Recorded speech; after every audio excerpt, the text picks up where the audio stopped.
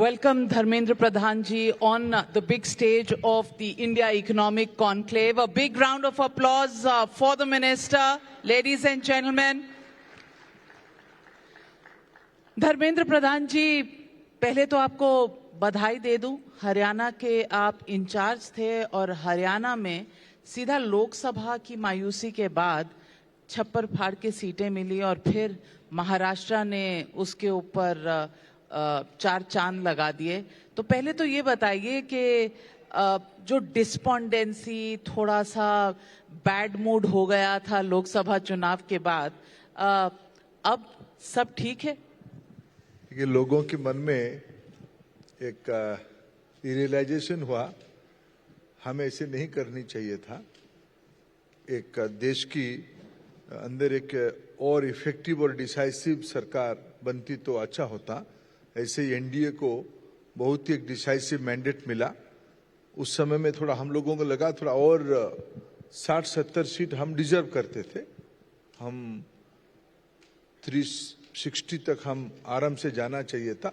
कभी कभी होता है, लोगों की जनादेश सर्वोपरि होता है, लेकिन लोगों के अंदर हम थे, इसीलिए हम हरियाणा और महाराष्ट्र, ये दोनों केवल नहीं है, जम्मू कश्मीर के रिजल्ट को भी देखिए। ये सारे इलाका में, और मैं कहूँ मैं झारखंड में हमको पराजय स्वीकार करना पड़ा, लेकिन मैं इन दिनों में झारखंड भी जाके आया हूँ। जो बेसिक वोट है, लोगों की विश्वास भारतीय जनता पार्टी, एनडीए और हमारे नेता प्रधानमंत्री नरेंद्र मोदी जी के ऊपर अटूट है। ये इस बार की जो राज्यों की चुनाव हुआ, ये उसकी प्रमाण है।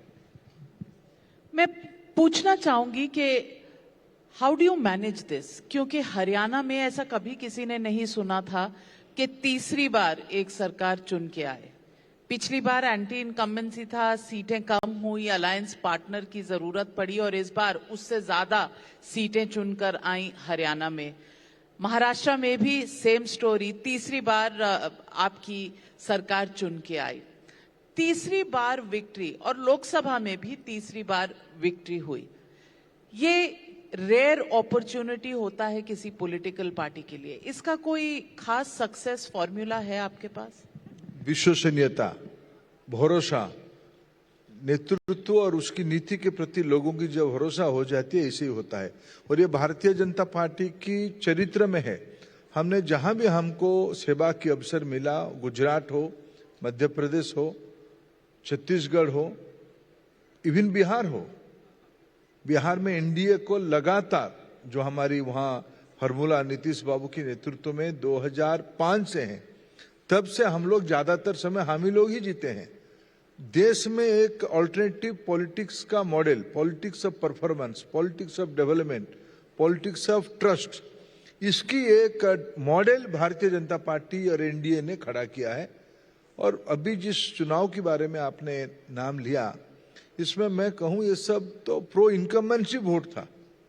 आपने सही कहा, 3 बार हम लगातार केंद्र में सेवा करने का अवसर मिला।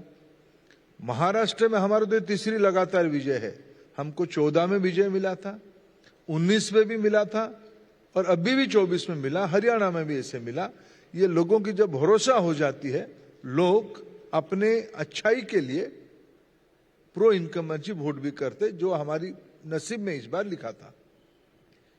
धर्मेंद्र प्रधान जी, आप एक बहुत इंपॉर्टेंट सेक्टर के मिनिस्टर हैं, एजुकेशन।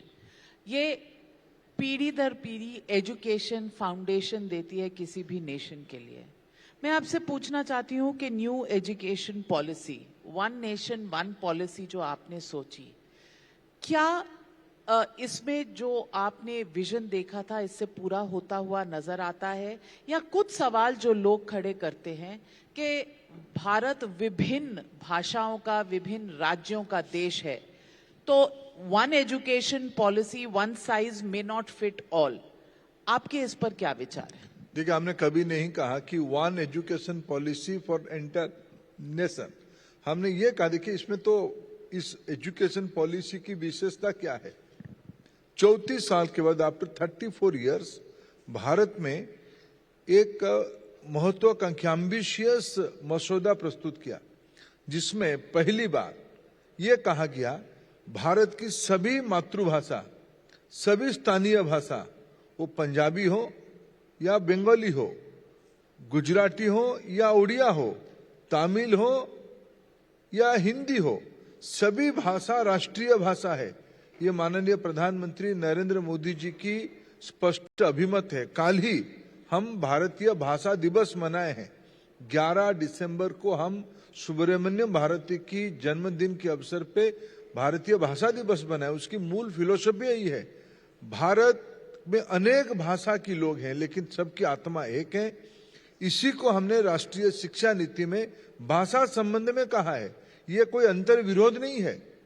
एक सीमित दृष्टिकोण जो मैकॉले पद्धति के कारण हमारे देश में पिछले 2 दशकों में चली, इसके ऊपर हम लोगों ने एक इंटीग्रेटेड मॉडल, एक होलिस्टिक मॉडल, भारतीय मॉडल हमने राष्ट्रीय शिक्षा नीति के माध्यम से सामने लाया है, जिसमें अमूमन सभी राज्यों की, सभी स्टेक होल्डर्स की सहमति है।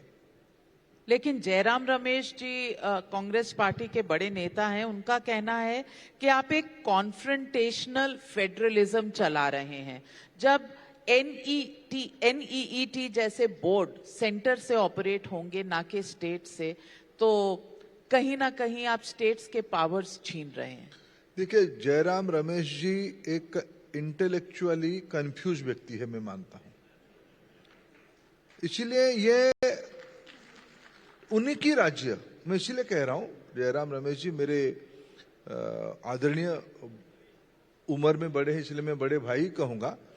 लेकिन अच्छे शब्द संयोजना करने से अपने विद्वता का परिचय नहीं होता है। आप कहना क्या चाहते हो? आपकी राज्यों की सरकार क्या कर रहे हैं? आप तमिलनाडु में किसी एक ग्रुप को खुश करने के लिए, आप आपकी राजनीतिक सहयोगियों को खुश करने के लिए आप नीट की मौका परिस्थिति से विरोध करते हो। आपके शासित राज्य में नीट लागू हो रहा है कि नहीं लागू हो रहा है? तेलंगाना में आपकी सरकार चल रही है, नीट वहां ग्राह्यता नहीं है। हिमाचल प्रदेश में आपकी शासन चल रही है, वहां नीट नहीं है। कल तक अब राजस्थान में थे, वहां नीट में बच्चे पढ़ते नहीं, परीक्षा नहीं देते थे। आपकी एक मूल उद्देश्य जो कॉम्पिटिटिव फेडरलिज्म वो कहते हैं, कॉन्फ्रंटेशन को एक मुद्दा बनाए हैं। देखिए, एक हमारी लोक भाषा में कहा जाता है, जो सो के जग के सोया होगा उसको कोई नहीं जगा सकता है। इसलिए जयराम रमेश साहब उस प्रकार की एक भ्रम में जीने वाले तत्व है। वो लोग उनको इसीलिए तो तीसरी बार 100 भी पार नहीं करवाया। नाविका जी, इस बात को ध्यान रखो। अब तो हो गया वायनाड के बाद। वायनाड को एक्सचेंज हुआ ना, एक्सचेंज हुआ नांदेड़। अच्छा चलो, गलती से। अच्छा, अब वो 100 टच हो गया तो गलती से हुआ। देखो, कहा मैंडेट तो मिलता है, बहुमत तो होती है 272 से, 272 से। अब इस पार्टी की हसर को देखो, लगातार तीसरी बार। ये सब जो देख रहे हो ना आप, वो जो कॉन्फ्रंटेशन की बात कहते हैं, ये उनकी जो पार्लियामेंट में जो सीन बनते दिख रहा है, ये उनकी बार बार राष्ट्रीय स्तर पे और राज्यों में उनकी राजनीतिक दिवालियापन की ये कुंठा, उनकी फ्रस्ट्रेशन उनके सामने आ रही है, उनकी जुबान पे आ रही है। लेकिन 400 पार करने से तो थोड़ा रोक दिया उन्होंने आपको। वो तो रणनीति है। देखिए, उनके कारण नहीं हुआ है। हम अपना, इसलिए तो हमने जो हरियाणा और महाराष्ट्र में उसको हमने देखो, हमने फिर तो किया। ऐसा नहीं, देखो राजनीति में कभी कभी रणनीति होती है, रणनीति कभी कभी पे चूक हो जाती है, उसमें स्वीकार करने में कोई विषय नहीं। और राजनीति की रणनीति को ऊपर नीचे करने की मालिक जनता होती है। हम हार को भी स्वीकार करते हैं, जीत को नम्रता से जिम्मेवारी मान के भी चलते हैं। हम ये नहीं कहते कि भाई हमको इलेक्ट्रॉनिक वोटिंग ने धोखा दे दिया, हम हार गए। हार के जीतने वाले को बाजीगर कहते हैं, तो आप बाजीगर हैं। नहीं, हम तो कार्यकर्ता हैं और हमारी नेता उस विषय में बहुत स्पष्ट है। हम सेवक हैं। हम लोगों की प्रजातंत्र में कोई बाजीगर वगैरह नहीं होता है, ये तो ऊपर नीचे होते रहता है। हम भी हारते हैं। अरे भैया, हम तो जमानत बचने में खुशी होने वाले ग्रुप थे। इस बार चुनाव में हमारे जमानत बच गई, चलो अगले बार देखेंगे, फिर हम काम पे लगते थे। 2 सीट से आज हम तीसरी बार लगातार अटल जी के नेतृत्व में 2 बार चुनाव जीते। फिर हम लोगों ने माननीय प्रधानमंत्री नरेंद्र मोदी जी के नेतृत्व में 3 बार चुनाव जीते। इसलिए हम तो हमारी मॉडल को लोगों ने स्वीकार किया है।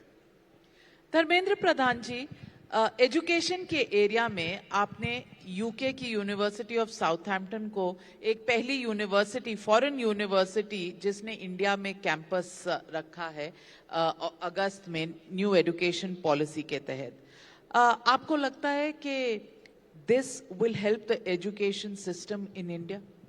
देखिए, हमें हमारी देश की बच्चों को एक इंटरनेशनलाइजेशन की ओर ले जाना पड़ेगा। केवल साउथहैम्पटन नहीं, गुजरात की गिफ्ट सिटी में 2 यूनिवर्सिटी, उलोंगम एंड डिकेन, दोनों यूनिवर्सिटी वहां अपना कैंपस, ये दूसरी साल होगा वह उनको चलने में। ऑस्ट्रेलिया की, यूके के, अमेरिका के बड़े रेपुटेड यूनिवर्सिटी भारत के साथ बात कर रहे हैं, यूजीसी के साथ बात कर रहे हैं, राज्यों में अपने पॉसिबिलिटी ढूंढ रहे हैं। रिसर्च इलाका में भारत एक नॉलेज सेंटर होने के कारण, ग्लोबल नॉलेज सेंटर होने के कारण इसकी अंदर बहुत शक्ति लोग दिखते हैं। और हमें भी अपने विद्यार्थियों को, हमारी बच्चों को भारत में ही एक ग्लोबल एक्सपोजर देना चाहते हैं। विश्व अभी छोटा सा गांव बन गया है। दुनिया की क्या क्या एस्पिरेशन है, क्या क्या एक्सपेक्टेशन है, हम भारत से ही केवल रह के चिंता नहीं कर सकते हैं। हमारी बच्चे बाहर भी जाते हैं, डीप टेक रिसर्च करते हैं, जाके वहां जाके इनोवेटर बनते हैं। हम, प्रधानमंत्री जी की सपना है भारत में इनोवेशन को, रिसर्च को एक सर्व लोगों की विषय बनाए, सभी विद्यार्थियों की विषय बनाए। इसलिए हमें इंटरनल कंपटीशन की आवश्यकता। हमारे आईआईटीज आज ग्लोबल हो रहे हैं, हमारी एनआईटीज अपने पराकाष्ठा दिखा रहे हैं, हमारी आईआईएम आज ग्लोबल 20 स्कूल की ग्रेडिंग में अच्छे नंबर्स पे आ रहे हैं, हमारी यूनिवर्सिटीज में ह्यूमैनिटीज की कोर्सेस विश्व में प्रिय है, उसके आकर्षण है। लेकिन इतने में हम संतुष्ट नहीं होते हैं। हमें हमारी नई पीढ़ी को भारत में ही एक ग्लोबल एक्सपोजर देने की दायित्व हमारी है। इसीलिए राष्ट्रीय शिक्षा नीति ने फॉरेन यूनिवर्सिटी रेगुलेशंस के बारे में, रिफॉर्म्स के बारे में रेकमेंड किया था, उसी को आगे बढ़ाते हैं यूजीसी अभी नया फॉरेन यूनिवर्सिटी रेगुलेशंस लाया, जिसके कारण Bharat being a knowledge centre, दुनिया की यूनिवर्सिटी अथॉरिटी की, लीडरशिप की आकर्षण का केंद्र बन रहा है। धर्मेंद्र प्रधान जी, कहीं ना कहीं हमारे देश के बच्चे बड़ी तादाद में बाहर भी पढ़ने जाते हैं। क्या ये एक तरीका है, अगर फॉरेन यूनिवर्सिटीज यहाँ भी अवेलेबल हो तो ब्रेन ड्रेन भी कम होगा, फॉरेन एक्सचेंज ड्रेन भी कम होगा? क्या इस तरह की नीति आपकी डिपार्टमेंट बनाएगी? देखिए, मैं आपको एक छोटी सी स्टैटिस्टिक्स बताता हूँ। हमारी देश में 40 मिलियन स्टूडेंट्स आज के दिन में हायर एजुकेशन में है, यानी 4 करोड़ बच्चे हैं। उनमें से सिर्फ 12 लाख बच्चे डिफरेंट कोर्सेस में बाहर जा रहे हैं। उसमें भी हमारी खर्चा बहुत हो रही है। हमें जाए, हमें कोई आपत्ति नहीं है, लेकिन हमें विषय खर्चा घटाने की नहीं है। विषय है ग्लोबल स्टैंडर्ड को। आज एप्पल जिस प्रकार की जियोपॉलिटिकल सिनेरियो बन रहा है, भारत 1+1 की फेवर्ड डेस्टिनेशन बन रहा है। हमारी यूनिवर्सिटी एआई की यूजी कोर्सेज खोल रहे हैं, हमारी यूनिवर्सिटी क्वांटम की एडवांस रिसर्च सेंटर खोल रहे हैं। बायो इकोनॉमी हमारी देश में एक पब्लिक मोमेंटम की ओर जा रहा है। ये सारे global 21st century knowledge skills हमारी एजुकेशन सिस्टम में आने की, हमारी internal institutions are quite competent. मैं आपको 25 इंस्टीट्यूशन ऐसे गिना सकता हूं भारत की, जिसकी स्टूडेंट, इसलिए मैंने कहा ना, आज आईआईटी अबू धाबी में खोला है, आईआईटी जांजिबार में खोला है, आईआईटी खूब शीघ्र हम विश्व की डेवलप इकोनॉमी में भी ले जाएंगे। आईआईएम की, आईआईटी की, एनआईटी की, इंडियन स्टूडेंट्स की, एल्यूमिनस ग्रुप दुनिया के हर एक इकोनॉमी को मदद करते हैं। हमें ग्लोबल बनना पड़ेगा। विश्व की अर्थनीति अभी कोई स्पेसिफिक एरिया में रहने वाला नहीं है। ये फ्लो ग्लोबल होगा। We don't want to miss the bus. हमारी बच्चों को हमें उस बस में बिठाना ही पड़ेगा। एजुकेशन, स्किल्स और जॉब्स में एक अटूट रिश्ता है। how do you plan to link your education system to skilling and then from skilling to jobs? Because सबसे बड़ी जो इस वक्त हमारे लिए चैलेंज है वो है अवेलेबिलिटी ऑफ जॉब्स. आप इसका इंटीग्रेशन और इसका विजन क्या रखते हैं? देखिए, हमारी प्रायोरिटी है, हमें जॉब सीकर भी चाहिए, जॉब क्रिएटर भी चाहिए. 2014 में हमारे देश में हाथ में गिनने वाले स्टार्टअप्स होते थे. आज 1,40,000 स्टार्टअप रजिस्टर्ड है.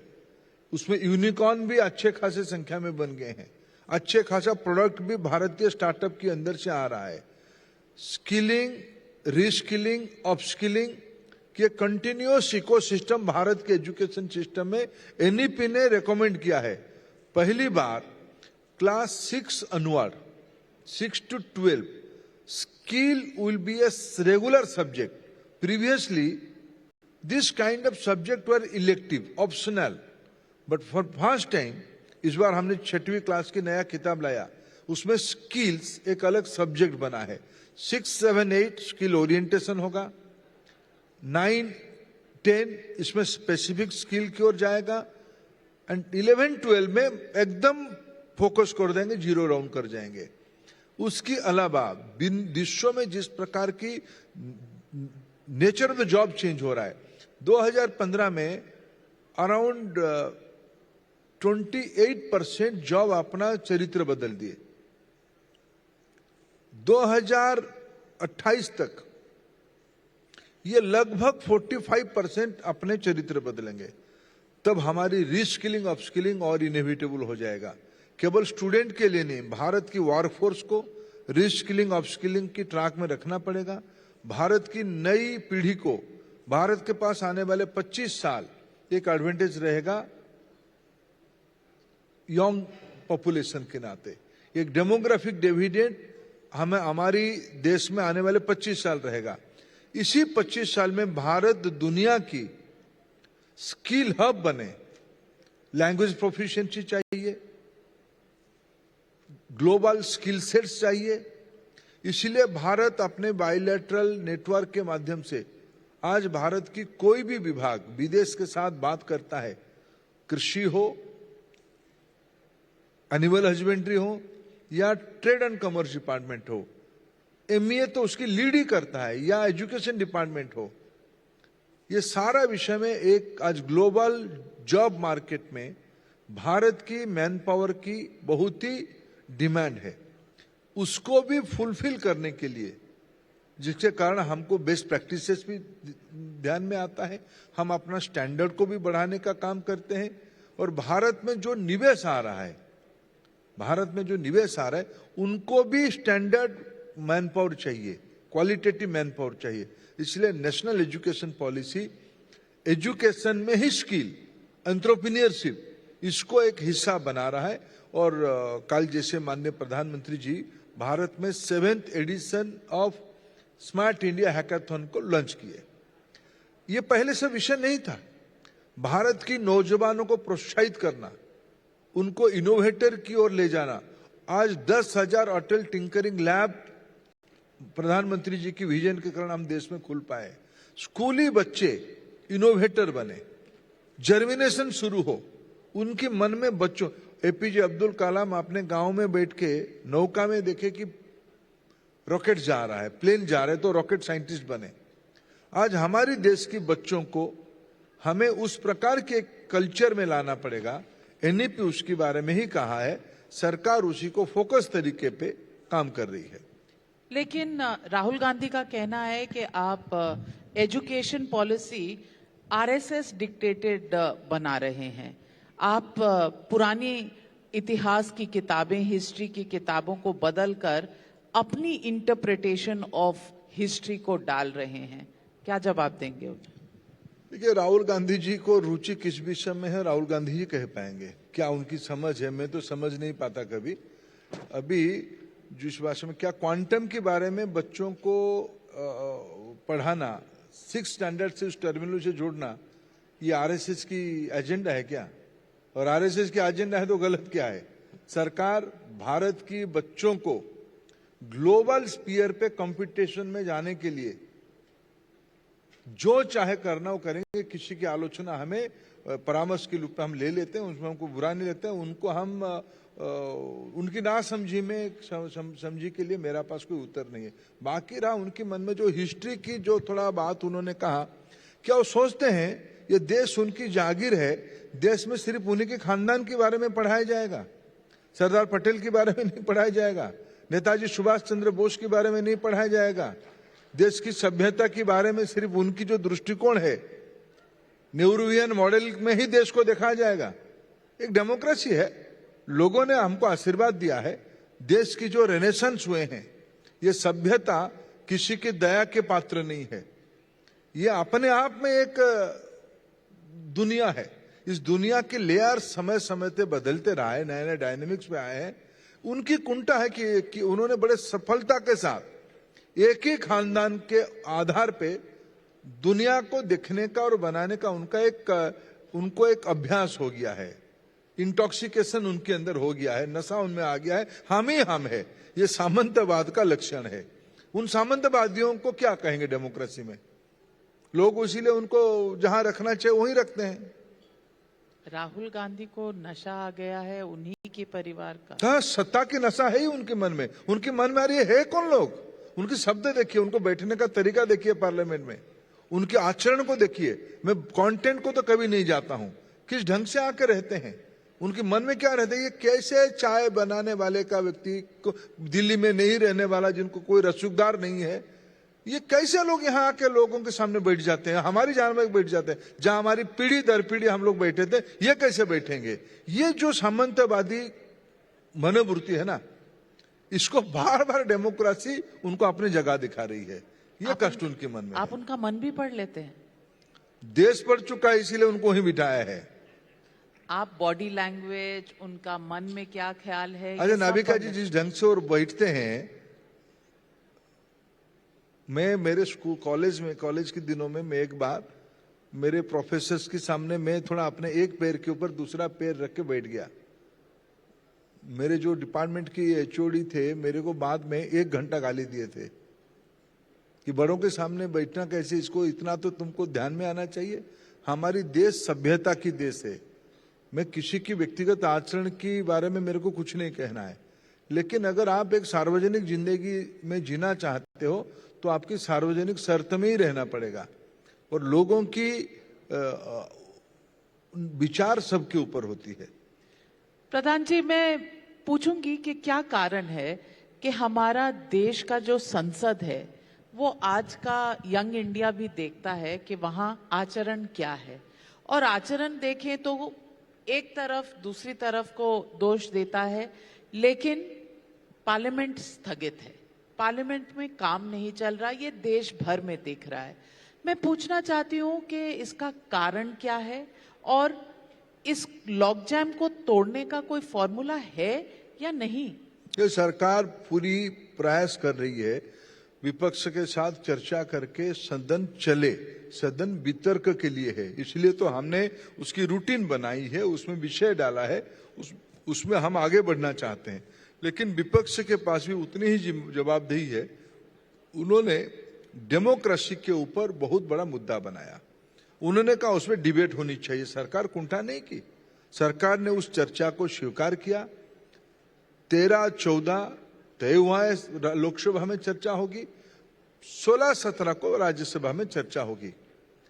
हम अपेक्षा रखेंगे, मैं आपकी टीवी के माध्यम से, चैनल के माध्यम से निवेदन करूंगा विपक्ष को, जो आज इकट्ठा नहीं है, उनके वहां तो झगड़ा शुरू हो गया है, इंडी की नेतृत्व कौन करेगा, यह एक उनकी घरेलू बात है।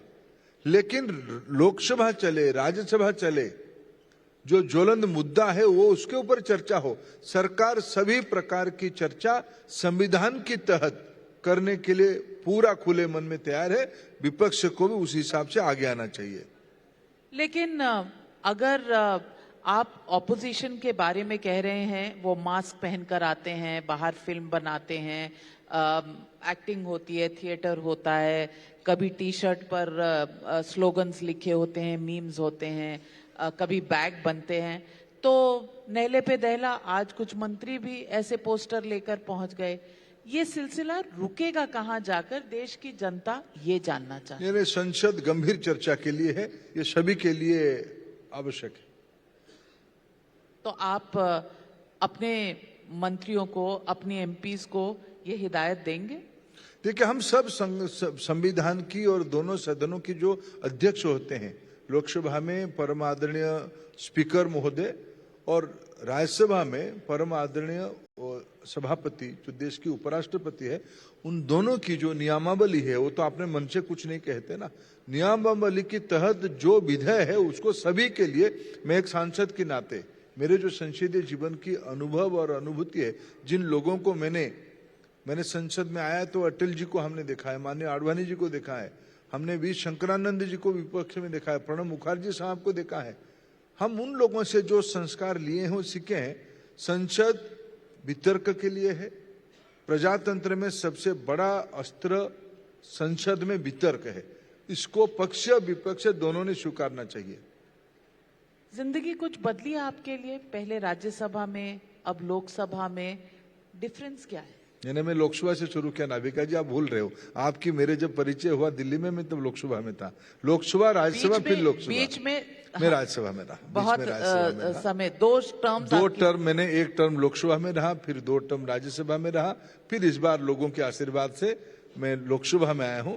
लोकसभा होता है। डिफरेंस क्या होता है? देखिए, लोगों की सीधा अपेक्षा, रात को 2 बजे भी फोन आएगा आप उठाने के लिए, और उनको आप उठाओ ना उठाओ, उनको प्रजातंत्र में उस अपेक्षा को पूरा करने के लिए आपको तंत्र बनाना ही पड़ेगा। जरूरी नहीं आप 2 बजे इसे फोन उठाओगे, लेकिन लोगों की जो अपेक्षा है, लोगों की जो प्रत्यक्ष दुख कष्ट, उनकी मन की आवेग, एस्पिरेशन, इमोशन, ये सब सीधा आप लोकसभा में जब सदस्य बनते हो तब आपको कंस्टिट्यूंसी में जाना पड़ता है, लोगों के पास जाना पड़ता है, उनसे जब मिलोगे, निश्चित रूप में वे जब आओगे आप हाउस में लौट के, जिस भी भूमिका में आओगे, सत्ता में हो या विपक्ष में, उसकी प्रतिफलन हो ही जाता है। राज्यसभा थोड़ा और परिपक्व तरीके से चीजों को लेके आता है, वो भी एक महत्वपूर्ण सदन है। धर्मेंद्र प्रधान जी, आज कैबिनेट में बड़ा फैसला हुआ 1 नेशन 1 इलेक्शन का। ये 1 नेशन 1 इलेक्शन कब तक हो जाएगा? और विपक्ष का कहना है कि आप 1 नेशन 1 इलेक्शन नहीं, आप 1 नेशन 1 पार्टी बनाना चाहते हैं। अभी तो संसद ही चल रहा है, संसद में सारा विषय चर्चा होगी। ये तो बहुत, आजकल संसद में तो चर्चा हो मैं नहीं तो रही। नियम से चलने वाला हूँ। संसद जब चलती सब है, कुछ तो संसद के बाहर हो रहा है। संसद जब चलती है, इस प्रकार की कोई भी विषय पे संसद में ही चर्चा, अगर कुछ हुआ होगा तो संसद में चर्चा होगी।